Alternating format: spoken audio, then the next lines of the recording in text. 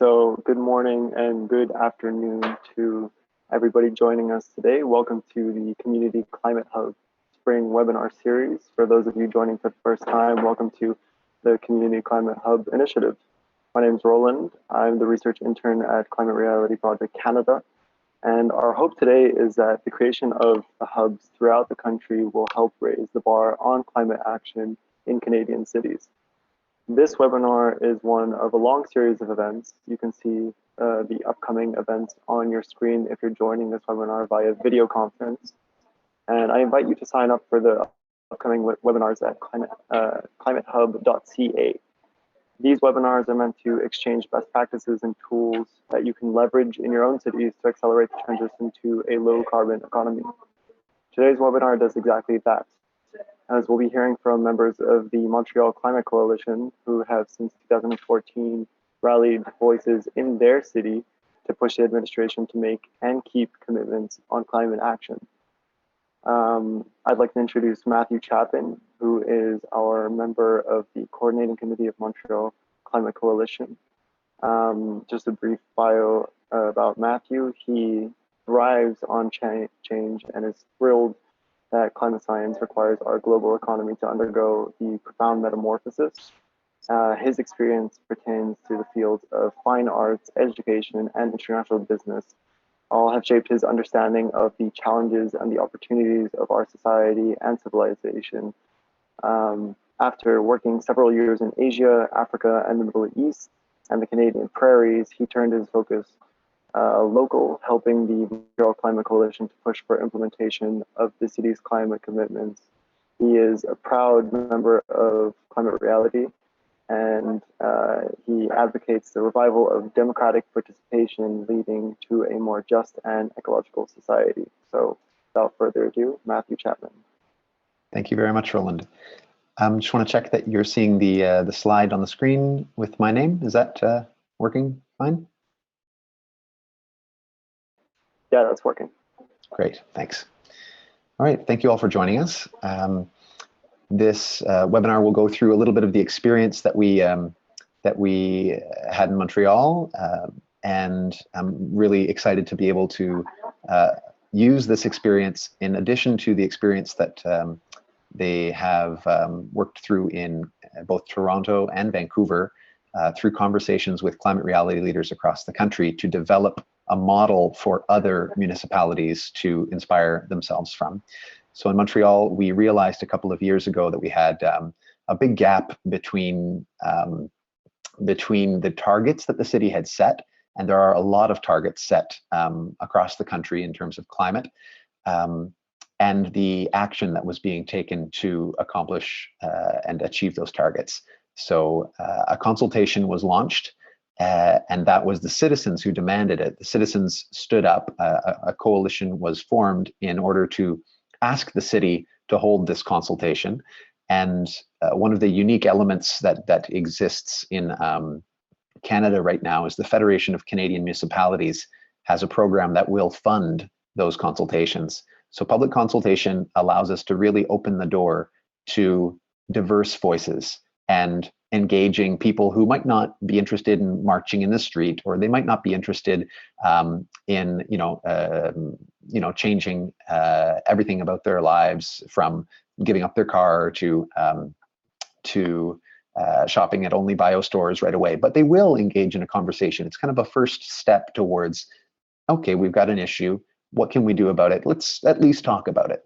So it's kind of like a really easy a door to walk through in terms of a first ask. And what we did in Montreal is we designed events that would reach out to different people as part of this consultation. Monica shortly and Amal will be speaking about some of the events that they participated in, and I'll pass through them here.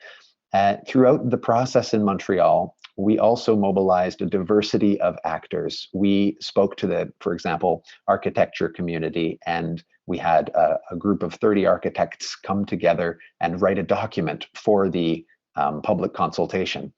Each of the groups that you see on the screen here did the same thing, and they had one common thread of their document, and that was for the city of Montreal to aim to be carbon neutral by the year 2042. 2042 is the 400th anniversary of the city. So we chose a visionary target together, and we said, okay, let's talk to the Christian community. And we said, you know, the Pope has put out this encyclical on climate change. Would you be willing to put something together that is focused on our city? What are the reasons that Christians care about, you know, this issue?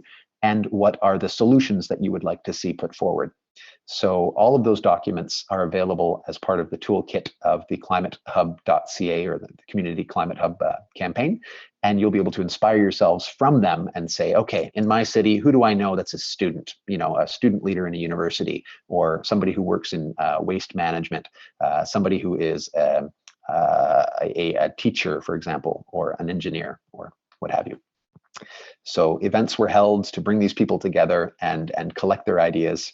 And we came together with some solutions, or with some marketing tools like this on Facebook, to say, you know what, there's a big advantage societally to making this shift. It's not simply an environmental advantage. It's also a social justice advantage. It's also you know, providing better transit to people who for whom it takes 90 minutes, you know, in each direction to get on 2 buses, and you know, whatever the case may be, from farther areas, being able to say, we have solutions, they're better for society, we need to invest in sustainable transportation, and in this case, encourage cycling.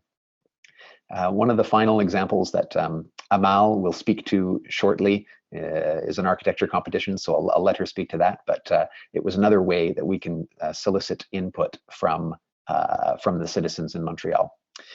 And I'll leave this in the slideshow, and I'll make it a little bit bigger before we share the slideshow with you, but this is an example of all of the events that were taking place around last year at this time, and the partners that you see down at the bottom, organizational partners that supported the initiative in Montreal. I should also mention finally that since the consultation, the recommendations have been made public, and the city administration has responded to those recommendations favorably. They are now talking about, and we're not at the implementation phase entirely yet, we're still working towards it. So the same people that expressed their opinions during the consultation are presently pushing for those recommendations to be implemented. And 3 of the really great things are that the city has committed to an 80% reduction by 2050. So that's a new commitment since the consultation, which is very positive. It's not the carbon neutral vision that we set out, but it's a very big step in the right direction. Second really terrific achievement, or a possible implemented idea, would be a congestion price for vehicles entering the downtown core, as London and other cities have seen great success with. And finally, the bannissement. This is a bilingual webinar, and Amal will be speaking in French shortly, but the elimination of essentially oil-based furnaces on the city, on the island of Montreal. So big steps in the right direction. And at that, I will pass it off to Monica, who will address the kind of engaging youth, or pardon me, I should say Roland will give the introduction. Thank you, Matt, for that brief but important bit of history. So to talk briefly on Monica Toki, she is a born and raised Montrealer with Polish origins, has been seeking opportunities to empower entrepreneurs, inspire students, and guide businesses towards more sustainable decisions. She has been representing the innovative and ambitious youth of the city.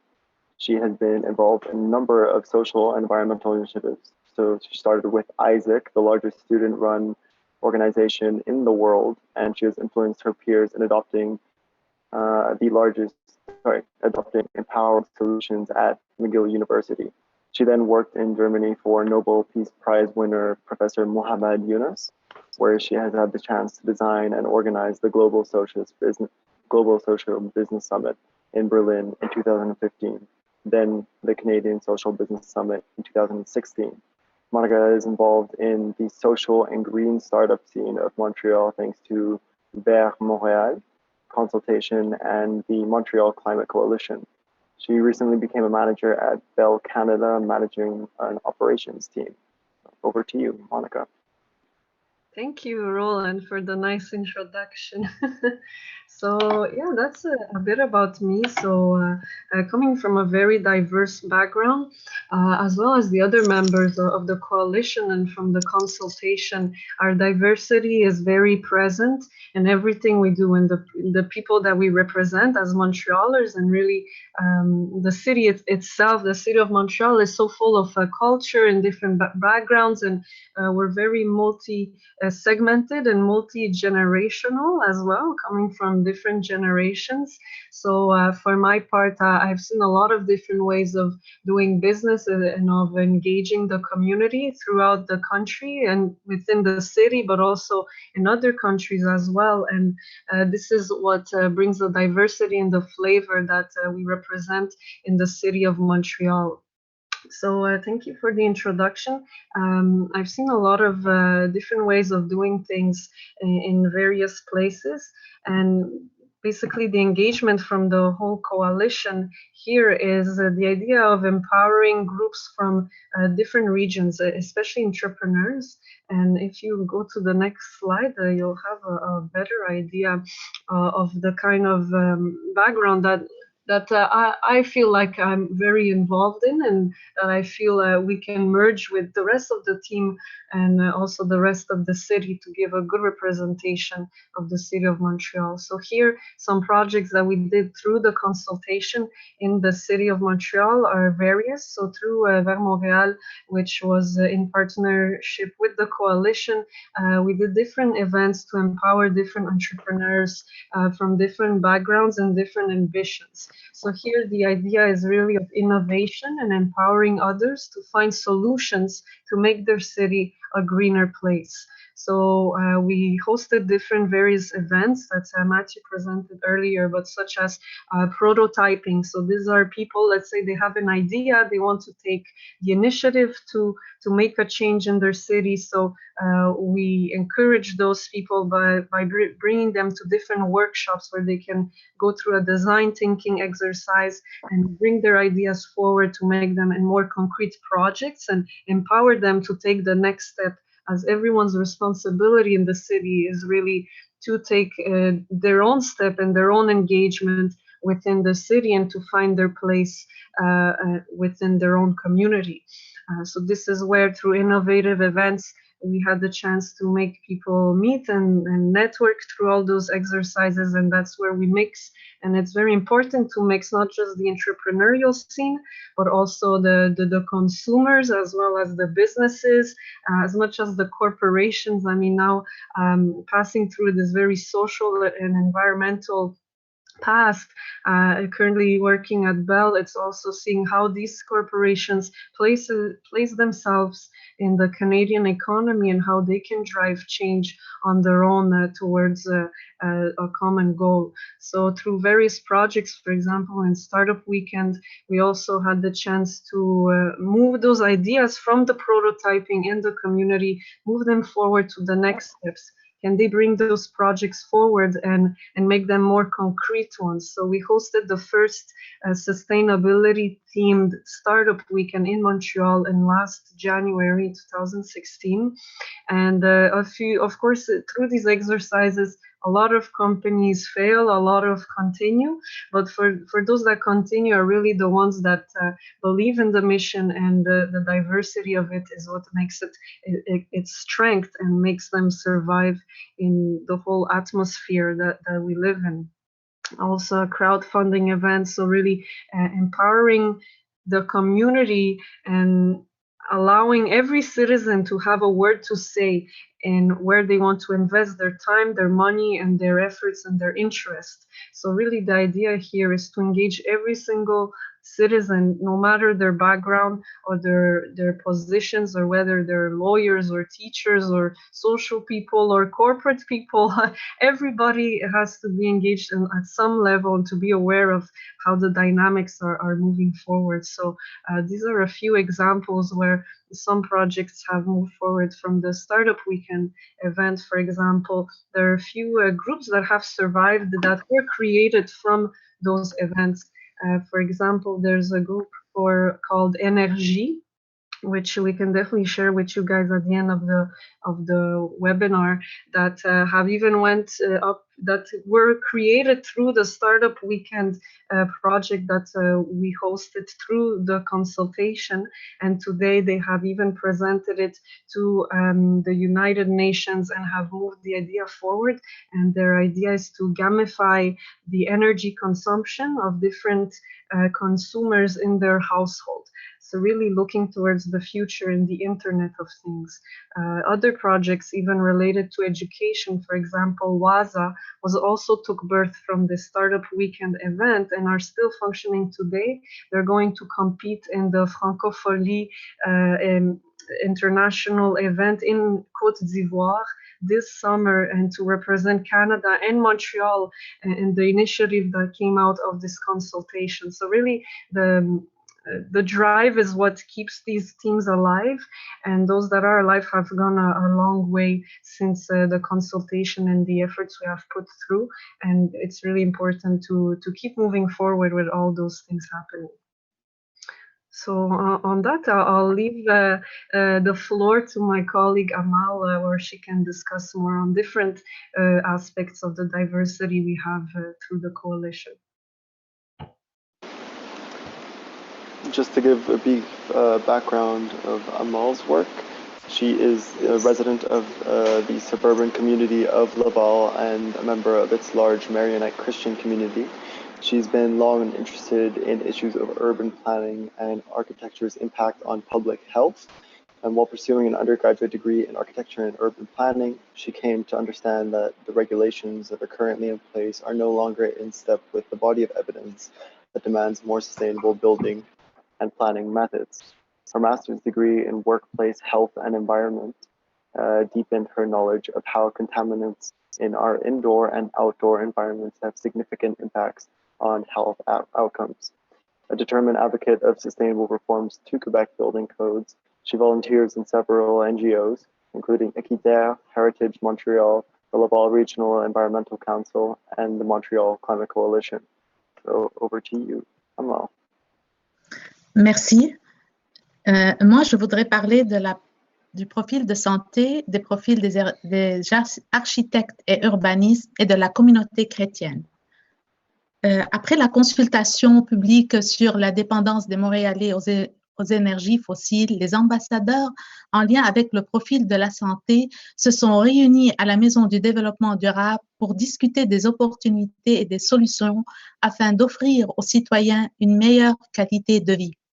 La problématique du transport était la plus préoccupante. Il faut que la part modale du transport actif et du transport collectif soit plus importante que la part modale d'auto. La sensibilisation de la population à travers des ateliers et des conférences était aussi préoccupante. Or, durant la consultation publique, des jeunes professionnels en aménagement du territoire ont décidé de créer un concours d'idées qui est une opportunité de créer de nouvelles façons de faire et de mieux intégrer le bâti dans le paysage. Le thème de cette rencontre était reconvertir Montréal. Les chrétiens du Canada aussi se mobilisent pour réduire leur empreinte écologique et ainsi protéger la création. On peut passer à l'autre. Oui, merci. L'Organisation mondiale de la santé nous informe que notre santé est prioritaire et que nos systèmes actuels de transport, d'alimentation et d'énergie sont très polluants et par conséquent ont un impact considérable sur notre santé et nos environnements. Donc, il faut changer le transport en transport plus durable, les alimentations en alimentation plus saine et les énergies en des énergies plus propres. L'organisation a organisé une rencontre le 8-9 mai passé au Palais de Congrès de Montréal, rencontre régionale Amérique du Nord, et les participants se sont entendus que la prévention et l'éducation sont les clés de mettre en place une action mondiale concertée pour venir à bout aux différents problèmes de santé publique. Et ils se sont mis d'accord aussi qu'il faut convaincre le gouvernement et les institutions publiques de traiter la santé comme une priorité. Aujourd'hui même et demain, le Centre interdisciplinaire de recherche en opérations du développement durable et le Centre de recherche interdisciplinaire sur le bien-être de santé, la société et de l'environnement et le Centre de recherche organisation santé-environnement ont préparé un atelier innové pour une santé durable. Moi, je veux participer demain dans cet atelier. Le suivant, s'il vous plaît. Nous, comme Coalition Climat de Montréal, pour promouvoir le transport actif et protéger les piétons, nous avons créé lors de notre deuxième anniversaire un atelier Ville en santé et nous avons préparé et élaboré un mémoire dans ce sujet. Suivant, s'il vous plaît. L'Ordre des architectes aussi propose une politique nationale de l'architecture pour se donner une vision d'avenir et des moyens d'obtenir une architecture de qualité pour tous. Ils ont voyagé en 13 villes dans la province de Québec afin de rencontrer les citoyens, les professionnels et les politiciens, de rencontrer sous forme d'ateliers et de recueillir leurs idées. Moi, j'ai participé à l'atelier qui a été déjà fait à Laval et je participerai à celui de Montréal. Morphopolis est une initiative des jeunes diplômés dans le domaine de l'aménagement. Il s'agit d'un concours d'idées internationales sans but lucratif qui invite étudiants, citoyens, professionnels à se pencher sur la question du devenir de la ville. Ils se sont rencontrés cette année aux Maisons du développement durable et le projet qui a sous le thème Transit Montréal et le projet qui a été élu par le jury était le projet Canot. Merci. Le réseau des églises vertes a créé une trousse église verte qui comporte 3 sections, action, sensibilisation et la spiritualité. Il soutient les communautés chrétiennes dans l'amélioration des pratiques écologiques et l'éducation d'un mode de vie plus respectueux de l'environnement. Le réseau s'appuie sur l'encyclique sur l'environnement Laudato Si du pape Saint François qui nous appelle à prendre soin de notre maison commune, la Terre, et à effectuer une transformation qui permettra à tous les êtres humains de vivre de manière durable et dans la dignité. Ils ont créé un centre de recherche international à Rocha et une branche de ce centre, Éco-Congrégation.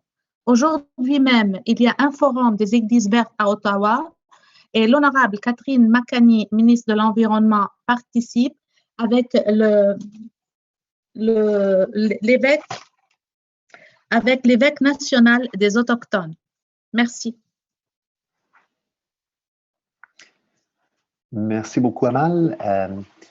Je vais maintenant faire un petit survol très, très, très vite de la campagne dont il y a plein d'initiatives à travers le Canada local pour le climat, dont vous avez vu un peu ce qu'on a essayé de faire à Montréal, c'est de faire converger ces initiatives-là pour répondre à la question qu'est-ce qu'on peut faire pour réduire nos gaz à effet de serre.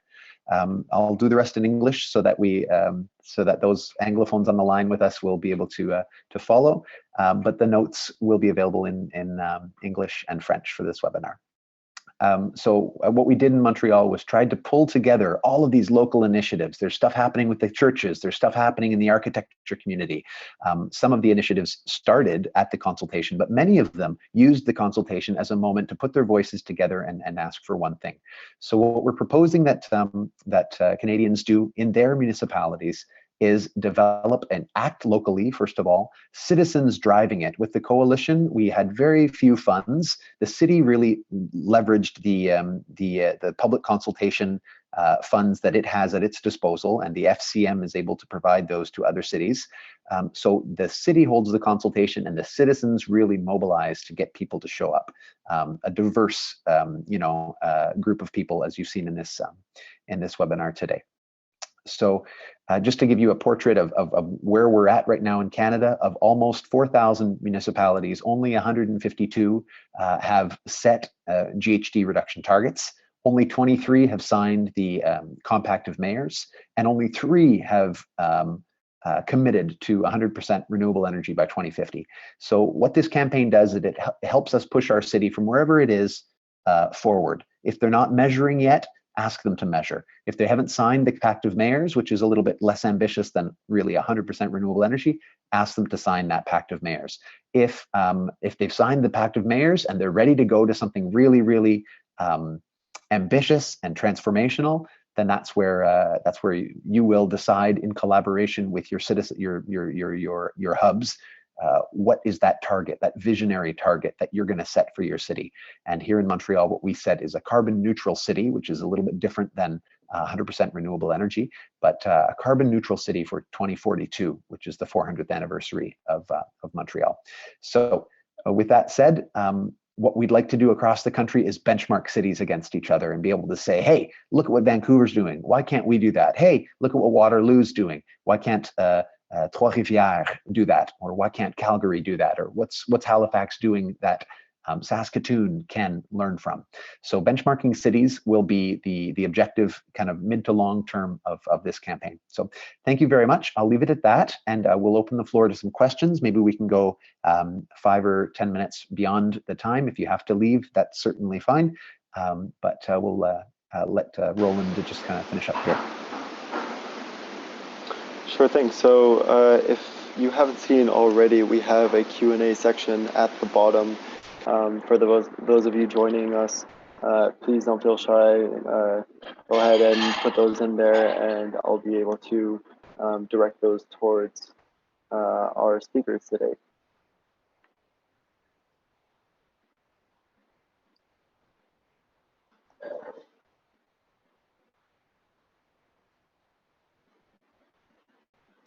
Okay, so it seems that we don't have any questions for the moment. We'll wait a little longer.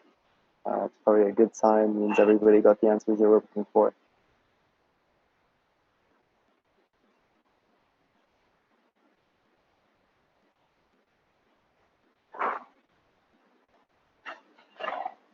Okay, if anybody's having trouble with the Q&A section, feel free to type it on the Zoom webinar chat box. We'll keep that open for a little longer to make sure everybody has their voices heard. In the meantime, I would definitely like to thank both of our speakers, Monica, for showing us that it is still pertinent to engage youth, green tech advocates, entrepreneurs through things like hackathons, startup weekends, and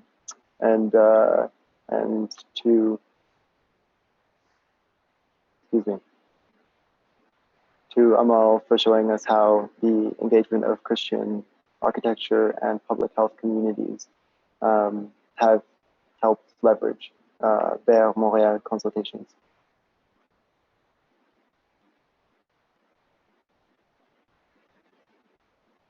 Well, and for those of you who have any further questions that may not have been, oh, I'm seeing a question here. This is in French. Où peut-on voir les 1200 initiatives canadiennes? So this will actually be available on our website, climatehub.ca. As the campaign develops, we'll be sure to send out this information for those of you who have joined us today. And it will roll out according to the information that is made available to us during the campaign. I could just maybe, jump in.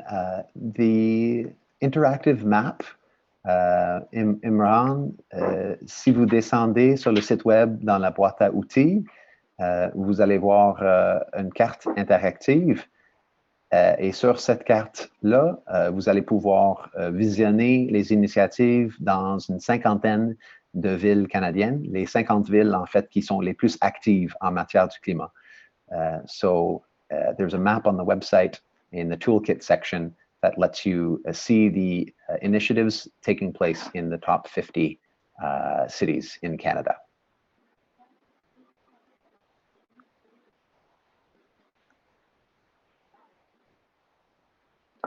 Okay, so it doesn't look like there are any more questions. Thank you for being with us, for those of you who joined, and we hope that you've taken away the knowledge, resources, and inspiration to get active in your community. We'll be sending out the contact information of the speakers and panelists, so you'll be in touch just in case. Have a wonderful afternoon.